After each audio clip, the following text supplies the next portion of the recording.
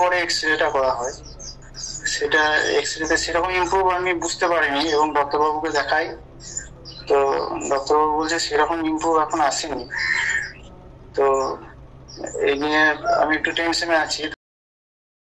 নমস্কার, আমার নাম ভুবনেশ্বর বাগদি।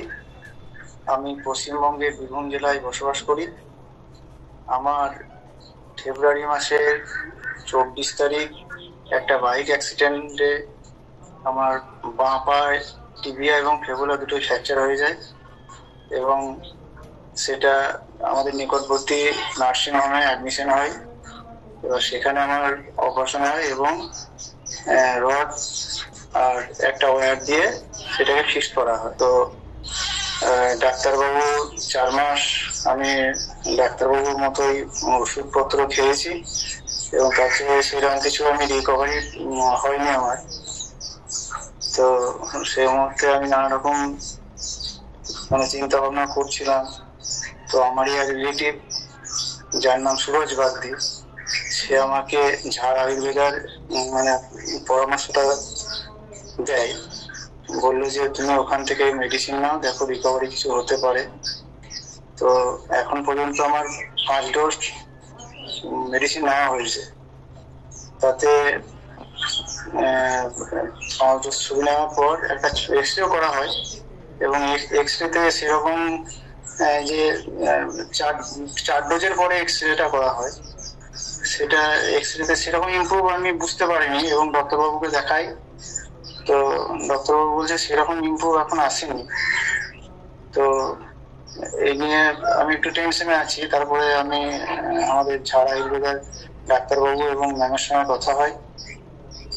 তো আমাকে বলেন যে আপনার আগের থেকে একটু ইমপ্রুভ আছে ছবিতে।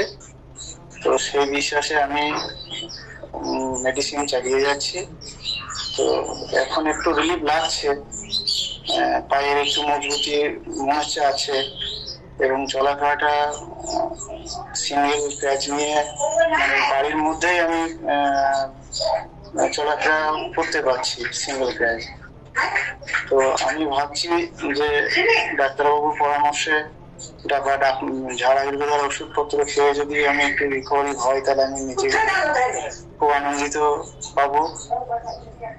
এতটা পর্যন্ত এখন আমি ওষুধ চালিয়ে যাচ্ছি, এই বিশ্বাস নিয়ে ওষুধটা খাচ্ছি।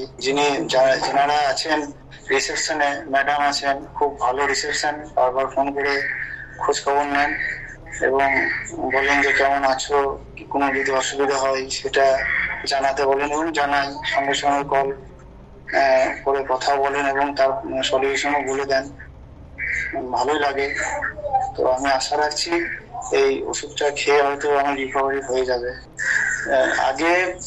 আগে ডবল ক্র্যাচ নিয়ে হাঁটাচলা করতাম, তো এখন বাড়ির মধ্যে সিঙ্গেল ক্র্যাচে হাঁটাচলা করতে পারি। তো মনে হচ্ছে একটু এর মধ্যে একটু বেশ ক্ষমতা পাচ্ছি পায়ের মধ্যে। এবার আগে দেখা যাক মেডিসিন নিয়ে কত যে রিকভারি হচ্ছে। নমস্কার।